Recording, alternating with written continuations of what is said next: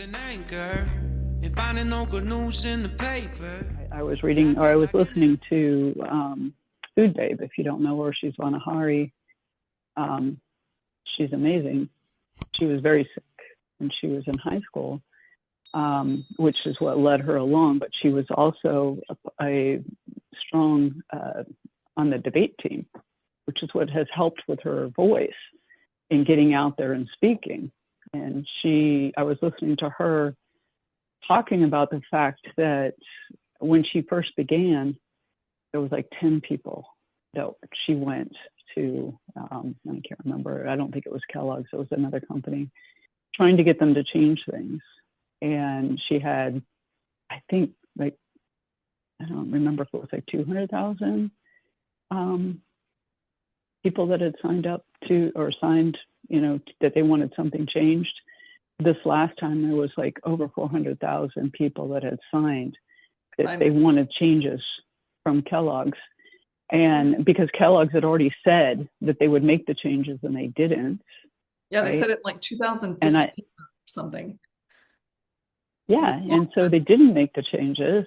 And there were, she said, and this is what impacted me most when I did say it in my interview, was that she said there are 10,000 chemicals that are allowed in our foods, and there's only 400 allowed in other countries.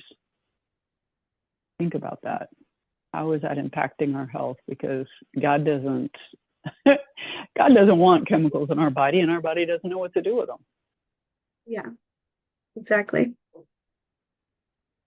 Yeah. So, exciting.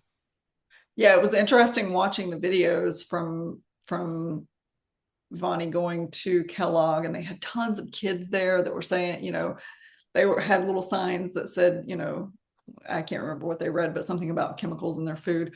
And then the people at Kellogg had signs in the windows that said, "Get off my lawn," and just ridiculous. I mean, it was so crazy how Kellogg would not see them. There were thousands of people on the doorstep of Kellogg, and they would not talk to them. So even who was the senator that was there? One of the senators was there telling them to boycott Kellogg. I mean, there were some big names that were telling people to boycott Kellogg in front of their building that day. Awesome. Yeah. And that's how we do it. So, exactly. And that's what we always tell people: vote with your dollars. Stop buying poisonous food, and there won't be a market for it. They won't make money on it. Mm-hmm. Buy real food, eat real food. Don't buy the poisonous food anymore. Yeah, I know. And if you go look on Wikipedia and see, Kellogg started Kellogg to make men impotent. Like, the whole purpose of that line of food was intended to make people. I forgot about that. Yeah. And it's easy to find information. It's not hidden. You just have to go look it up. Like, there was always sinister behavior behind creating these mass-produced poisonous foods, and it's just gotten worse as Big Pharma, Big Food collaborated. So, yeah, if you go do just a little bit of research, you would see that in Canada, in tons of European countries, in Australia, New Zealand, they are not allowed to use the food dyes that we use in our food. They have to color foods with fruit powders. Like, it doesn't make sense, other than the fact that they want Americans fat and sick. It's the only explanation. It's hard to find a different reason. And that's what she said when they send Kellogg's over the border to Canada, which isn't very far. They have to take all of those things out, mm-hmm. and color them. And, they're they were fighting against the artificial coloring and the BHT, I believe it was. Yeah. So, preservatives. So why don't we want our kids healthy? Why don't companies want our kids healthy? I mean, because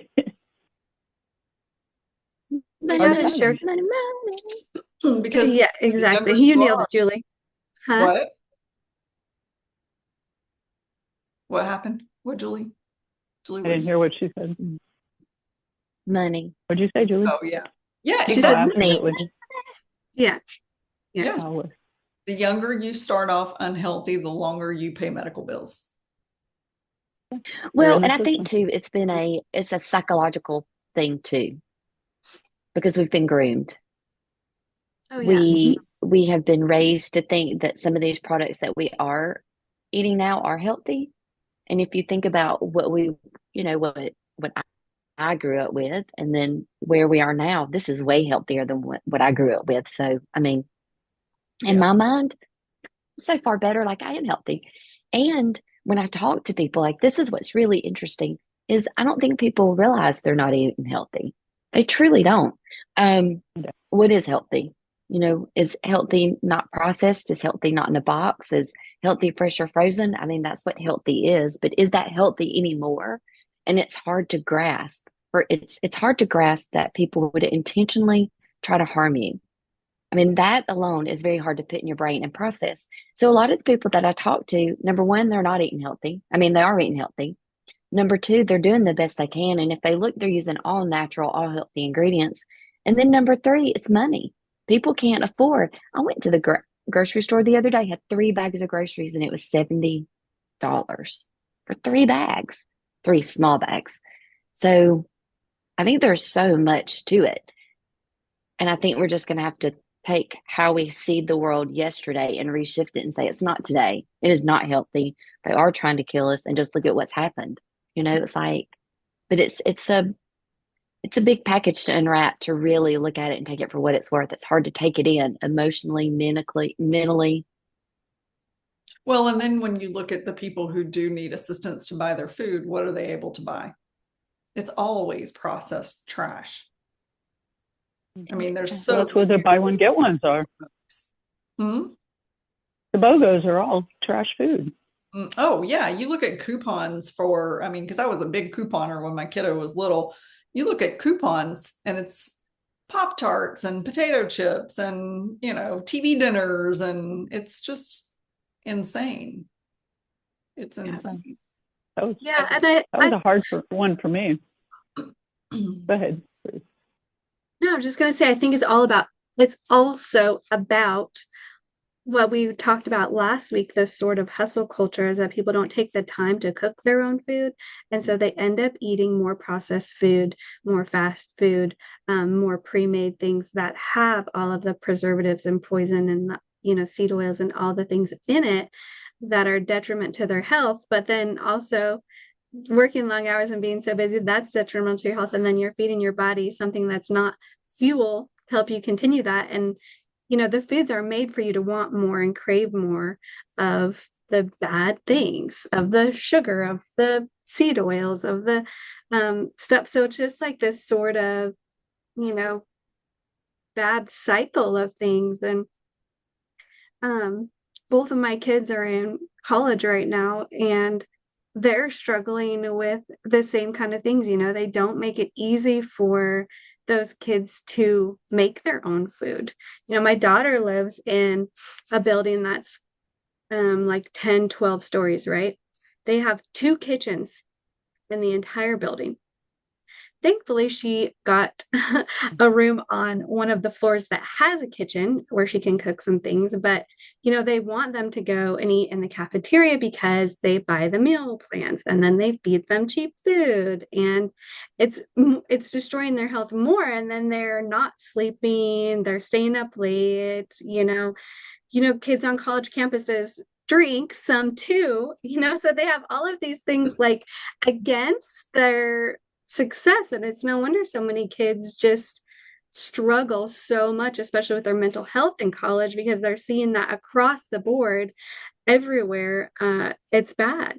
And it's very difficult seeing them struggle and seeing their friends struggle, because I'm so close to that right now. And anyway, they do eat healthy food most of the time. Thankfully, my son lives in a dorm where he has an actual kitchen and he does cook sometimes. But the temptation to just go out and eat food in a big city or Uber food or whatever, especially if you have a job and you can afford to do that, but it's just They make it so easy Mhm. to access Mhm. poisonous food.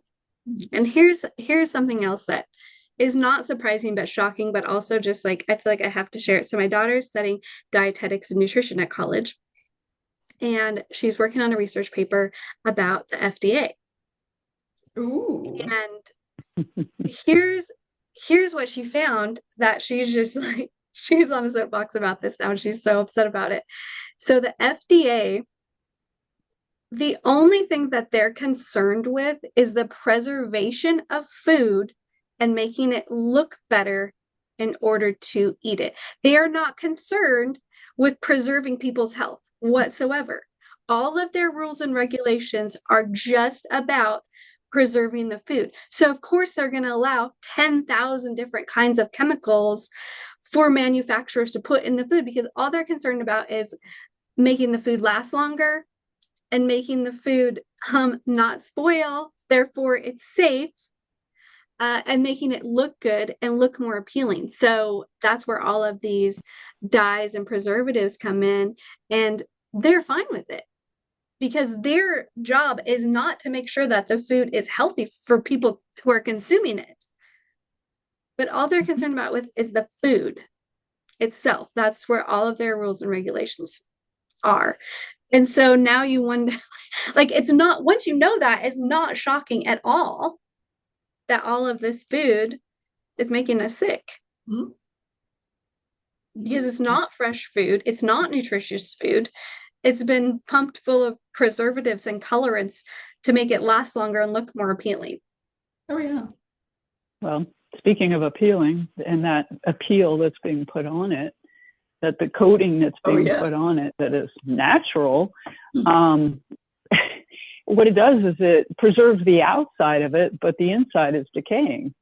So the outside looks really good, but the inside, you have no idea how old that avocado is, and they're allowed to put it on organic foods because it's organic, it's plant-based.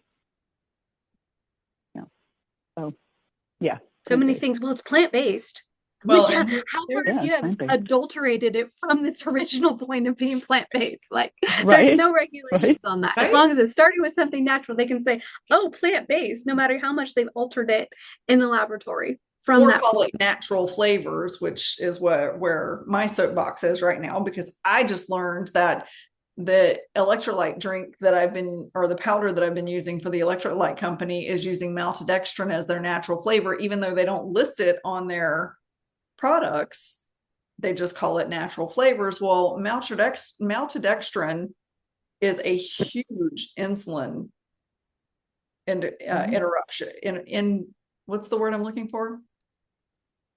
It will create insulin resistance. It spikes insulin. So it might not be spiking your blood sugar, but it will spike your insulin. So if you're like me and you're trying to lose weight, because people who have extra weight on their body in most cases are insulin resistant, if you're insulin resistant and you're drinking something that is spiking your insulin, you can't test your insulin easily.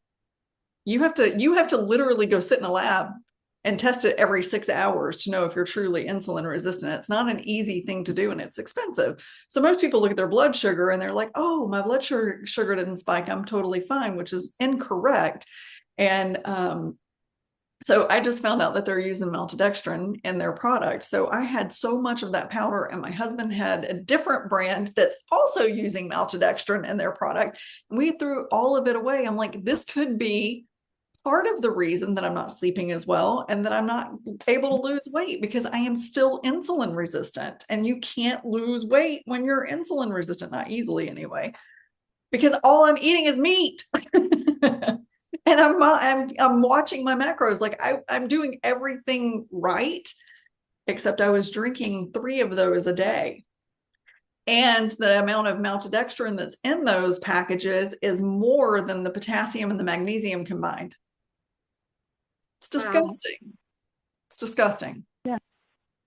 The maltodextrin is corn. And most corn is genetically modified.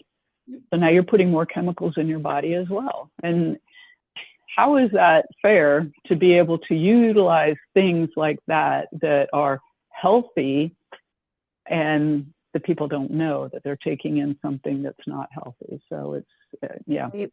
having the natural flavors and natural colors, they hide all kind of stuff in there. LaCroix. And you can't find out easily what's in them. No, you have to go ask. And I did do some digging after I learned this, and they do have an article where they claim it's all GMO free, blah, blah, blah, organic, whatever.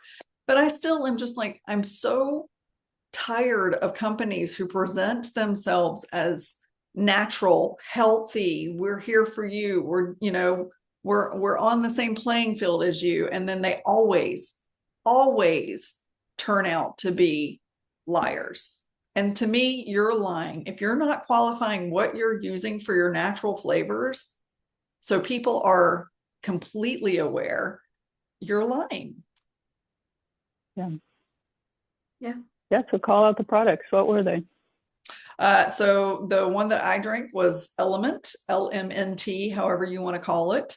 And so their unflavored salt does not have anything in it because it's unflavored, but I still threw it all away because I don't want to support the company anymore. And the other one that my husband drank was Redmond Real Salt's Relight brand. Oh, wow. And I will still buy their salt because I am a huge fan of their salt, but we will not be buying any more of their products for hydration or anything that's got a flavor in it, because that's what they say. They're using it for a flavor enhancer. Well, you know what? If you're using real foods, you don't need to add a flavor enhancer. Flavor enough. Sure. They're using it so you stay addicted and keep buying the product. Bottom line. Yep. Absolutely. She called out LaCroix too. LaCroix's natural flavor is also maltodextrin. I learned that in that video that I found. Yeah, Yeah. which is why we stopped buying anything with natural flavors the same time we stopped buying everything with seed oils, because they're allowed to hide so many things underneath that. There's no regulation on it either. So they can just say, it's just natural flavors, and there's no one challenging that. They regulate themselves. So you can't trust it. Yeah. The FDA is not regulating anything. Again, it's what Julie said. Money, money, money. Money, Mhm. money, money. Yeah. So for someone like me who's predisposed for Alzheimer's, and Alzheimer's is an insulin resistant disease, again, it's hard to test for it. So if you're using anything with natural flavors in it, likely you are raising your insulin and you don't even know it. So sorry, I had to go off on my soapbox. This is our food industry Thank you. here in the US. It's Makes you- frustrating. It's so frustrating. Ugh. So yeah, I love what Sherry says in the interview she does with the podcaster. You just eat God's food. If God didn't make it, it's probably not good for you, at least in this country. And I actually buy imported flour too, because the US flour is so toxic. My flour comes from Italy. Yeah, it's so frustrating. So now, as you're approaching Thanksgiving and you're thinking about what you're going to buy in the store to cook for your family. And sometimes we have to do the best we can do, right? So with the knowledge that we have, and Absolutely. but we can't turn a blind eye either. We have to take a look, because we are in charge of our bodies to glorify God with our bodies, right? And so, I mean, one of the things, a lot of people will tell me, they're like, I don't know what to eat. And I'm, when it comes right down to it, pray over your food. Pray over your food. And it can change, and ask for that food to nourish your body, because it will, because God will change that food, or, to help nourish your body. So yeah, don't discount the prayer over before you eat. Yeah, it matters. It's true. Yes. To do the best we can with what's available to us. Yeah, our goal is not to create chaos or confusion or fear in you. It's more to just bring awareness. At least if you're buying something that's in a can or something that's in a box, you have some form of knowledge, and look at the ingredient list. I mean, if it's got 15 ingredients on it, maybe try to look for something that's got less ingredients. It's just making an informed decision before you choose to buy those foods off the shelves. Absolutely. Knowledge is power if you use it. Mhm. That's right. Knowledge is power. And I think sometimes when you know better, you can do better. Sure. So, I mean, like I said, so many people, we know all kinds of people that want to do right. It's just now, what do you do with what you know, and how do you start doing right? And that we've been talking about prayer. And I think that's really where a lot of this starts too, is just asking God, what is good for my body? What does my body need? What do I need to be putting in my body? And I think sometimes when you do that, you know the answer. And it doesn't mean that you have to do it right every time, because God knows I don't. But I think what it does is it prepares our hearts, it prepares our minds, it prepares, really, it just lets us be what we want to be. And when we dive into what we should be so fast because we think we know, then I think that's where we get in that conundrum of, oh my gosh, what do I do? So I just want to encourage you, if you've listened to this conversation, don't jump off going, oh my gosh, nothing is healthy, nothing is good for me. We already know that. But now the start is just asking, what does my body need? What does God want my body to have? What's going to be healing to my body? What's going to make this, I love this one. What's going to make my red blood cells dance? So just think about what is fuel food that is going to serve you, be good for you. And if you're in a situation where you don't have the money, then let us know. Let's talk about some ways that you can, create some low cost meals. And maybe they're not super healthy, but maybe we can get them on the healthier side of things, or we can at least walk you through some things that might be a little bit different than what you think. Because sometimes what we think is not actually what is, but when you have somebody you can talk to about it, then it's like a game changer. So that's where I think being a part of this collective is really powerful, is because you get to ask those questions. Don't just sit and wonder. Come along, walk beside a community. And yeah, we're here to help you. We're here to support you, pray with you. Yes. Yes to all of that. Yes. All right. Well, we'll put a link to the collective in the show notes. We'll also put a link to the Kellogg stuff in the show notes, and a couple of other videos just on, some FDA things, just to encourage you to continue to educate yourself. And in the meantime, please remember to like, subscribe, and share this podcast with all your friends and family. And we will see you next time. Bye, everybody. Me fall like this again. Oh,